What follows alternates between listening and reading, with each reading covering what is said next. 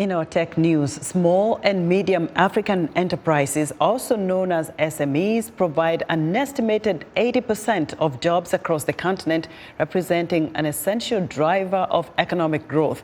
For these businesses to grow and create more jobs, they need capital. But only a small number have access to a bank loan or line of credit.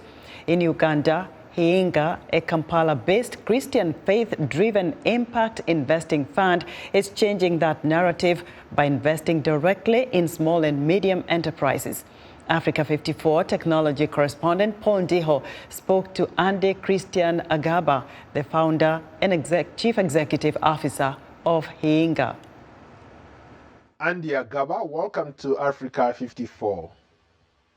Thank you, Paul. You started a company that is changing lives. It's having a huge impact on a lot of people in the area of financing. Maybe let's start there. Hinga started about almost 10 years ago. We bootstrapped it, typical startup story.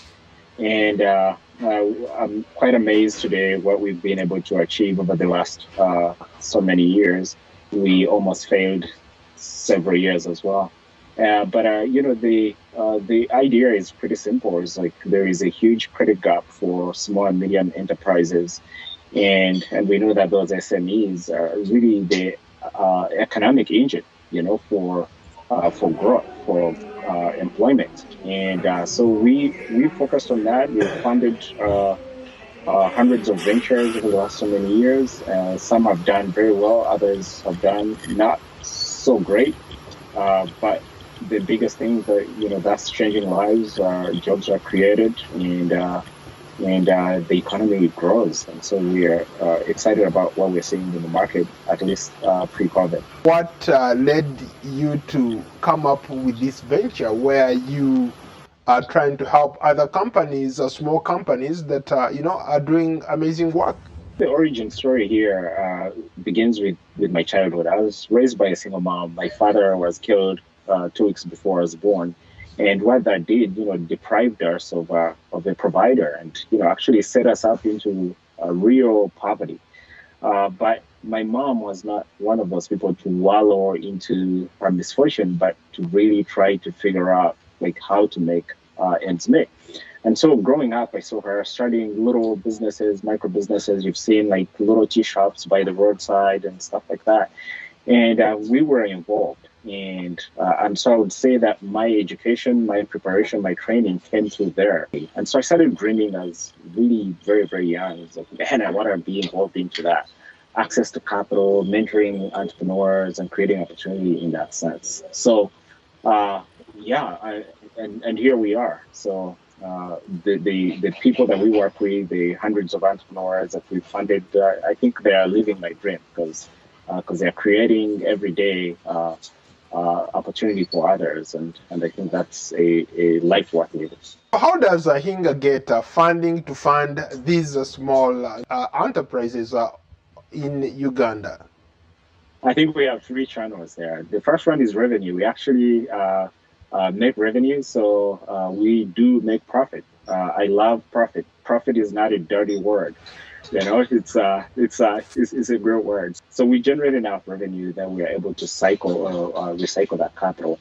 But we also borrow money that we then leverage to these businesses. But we also tap into philanthropic funds. And so I've been fortunate to make some substantial connections, and we tell the story, and somehow we're able to you know, glean some.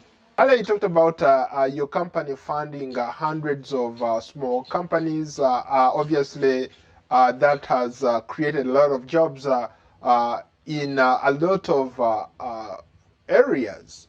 Can you maybe speak to that? We are very sector agnostic in how we make our funding decisions. So we funded our businesses across any sectors. You know, think about agribusiness, processors, light manufacturing, you know, healthcare. I mean, yeah, I think you've spoken to some of our healthcare partners, and schools. We probably have 60 plus different schools that we have funded are in this country billions of shillings, and now obviously with the learners being trapped at home that are not able to go to school. But those are actual ventures, businesses that are changing lives and creating impact to many learners. We funded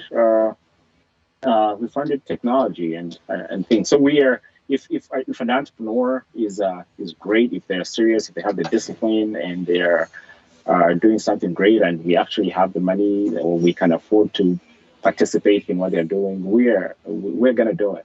Thank you so much for your time, Andy. Oh, thank you, sir, for the opportunity for us to be on your show and tell our story. Thank you. That was Africa 54 tech correspondent Paul Ndiho speaking to Kristian Agaba, the founder and chief executive officer of Hinga.